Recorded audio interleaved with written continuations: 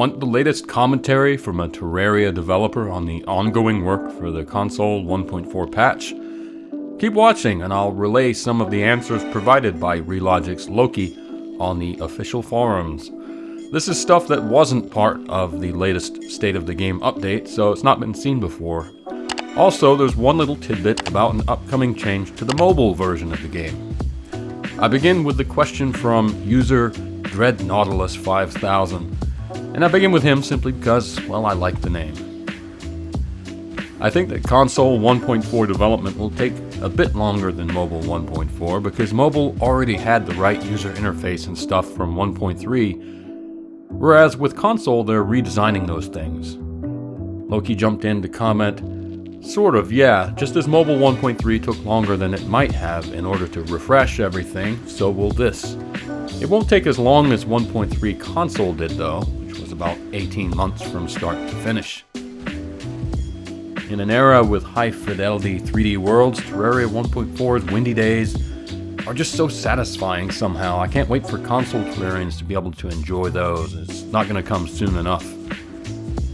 Sir Gray Brennington III writes, anyways, Loki, I do have a question for mobile's mouse. Will it eventually get PC's mouse thing to where you can customize it? Just curious. Loki's answer was, you mean the cursor colors? I've asked, we'll see what happens. And so far there's been no response to that, but it would be nice to think that that would be an option. And even if it's not, mouse and keyboard on mobile devices? Yes please. Decay1278 writes, also not gonna lie, I think the new UI for console looks even stranger than the Pipeworks one. The very first one, in my opinion, was great and tailored for consoles well. Loki answered that with, the old engine UI is not coming back, sorry. We have consistently said this for years. It is a vast departure from the look and feel of the game that we desire, and was limited in so many ways. The overarching idea here is to have a common look and feel, while allowing for tailored differences by platform, so that things feel familiar for folks that change platforms, while also not constrained derivative of another platform. What we really would like here is for people to dive into some constructive details for us. Stranger? In what ways? Things are still very much in development and iteration here, so this is the time to have those ideas shared and voices heard. All that said, you're going to see a lot more options and customizations and control binding choices than you have ever had before, by a large margin. You can somewhat see a bit of this in the video that DR made when they are in settings. I mean, work in progress caveat as always, just look at these two non-control based tabs. And just for the record, I'm going to cycle through these two images while I read what else Loki had to say. He continued with, then you have dedicated tabs for gamepad, keyboard and mouse, and yes, even touch. Because you know things like Xbox Remote Play are a thing. Switch Touch will operate a bit differently, but I imagine it will have a touch tab all its own. You will be able to turn things off and on, up, down, etc., like not seen before, and hopefully that customization will make for an even better experience for everyone. The truth in the end is that no default setup, UI, settings is going to make everyone happy. Saw it on PC, saw it on mobile, seen it in the past on console. So the team will make the very best default via those team discussions and onboarding feedback, but also try to give the player as much power as feasible to change things. There will have to be limits, as there always are. I doubt you're going to see something crazy like a fully malleable user interface, for example. And so that's the commentary on the UI. The interface for 1.4 is so much more robust than in earlier versions. No matter which version you're playing 1.4 on, there's just so much more to do in the settings and the user interface. And clearly they're really agonizing over the console UI design, so good for them. And better still, they're taking user feedback, which is, I can assure you, not an easy thing for any creative person to do, so it's good of them. Moving along, Sir Gray Brennington III was back, and he wrote, I'm curious what the inventory page mode is, referring to what was shown in the earlier screenshot. And Loki explained. He wrote, Still a bit in development, so subject to change, but there is a current toggle that either fully expands or truncates the visible inventory slots in each section. This is just for the default. You can turn each window up down on its own on the fly too. Allows for a trade-off of visible space versus how much you can see at once, tailored to the situation or what you prefer. Very useful for when building from inventory, etc. So again, there's that customization that they're going for. They're really giving us a lot of options. Singracel writes, "To be honest, I was quite irritated, shocked about the very poor German translation, which often seemed to be translated without context, leading to very different words, and in very many cases did not make sense."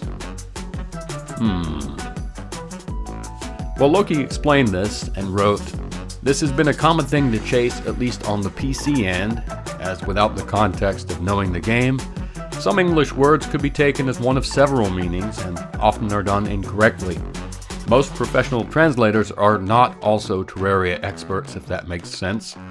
Then, as none of us are native whatever language speakers, we have no way to directly check it until it's out in the wild. Cannot speak to the console translations, but I assume it's much the same.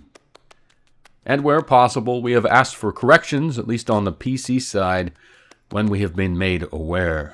There is a lot of text in Terraria. If my memory serves me correctly, it is something like 25,000 words that have to be translated in each language. Couple that with cultural jokes and game-only references, and I guess it's a minefield for these folks.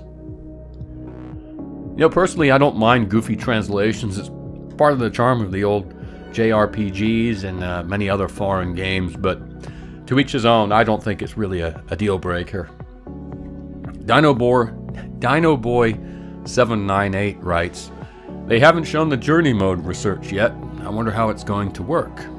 Well, Loki explained. He wrote, "Depends on what you bind things to. The new gamepad approach opens up a lot more options for bindings, and it's pretty clever how things are done to avoid conflicts or duplications, such as the old fire a grapple when you use something on some current gamepad defaults.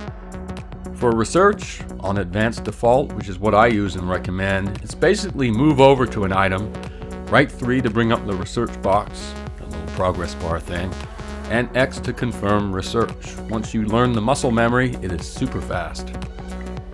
Kaylin writes, "Is attention being paid to split screen UI as well?" Yes, of course. You have to have an eye towards that experience even as you build the core UI for the mainline single screen default, which is the foundational basis in the game in terms of core design, as Terraria content always hits from PC first. As to what form that will take, I doubt you will see something like a tabbed format, aka the engine approach. However, if you look at settings like the expand, contract UI sections, you can see immediately how those could come into play to cover less of the screen for a player with a smaller, effective playing area.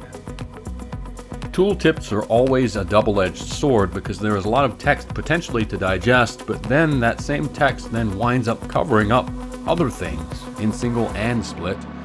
Maybe the first time you want to read all about that Terrablade, but later on you don't want that text to get in the way. That's why you can manually adjust tooltip fading. There are way more settings on those two menus that you cannot see because they scroll down, and I only took still shots, all the way down to zeros so that they basically appear and instantly vanish. Fonts will always be an issue because you equally do not want to make things too small by default on single screen just to keep them consistent on split, but you don't want them too big or too small on split either. I'm sure all will be looked at. What the DR team might do beyond that is still to be determined, but those are two examples of how some core settings are in place to anticipate smaller playing areas. Ironically, DR's experience with even smaller screens, remember on mobile they have to design for everything from a tablet down to something like an iPhone SE. That's likely a big help here. And that's all Loki had to say. It was a lot, right? They certainly seem to have you guys covered. I think it's safe to say that much. And that's all I can cover for now. That's pretty much it on the console news front, again with a little mobile tidbit about the mouse design. Console 1.4 can't come soon enough. Now, May the 16th will be the game's 10-year anniversary, so who knows what little surprises they have in store. Maybe a big surprise. Maybe console 1.4 will come out around the 10th anniversary. One can live in hope, right? Anyway, that's it for now, guys, so thanks for watching, and I'll see you in the next video.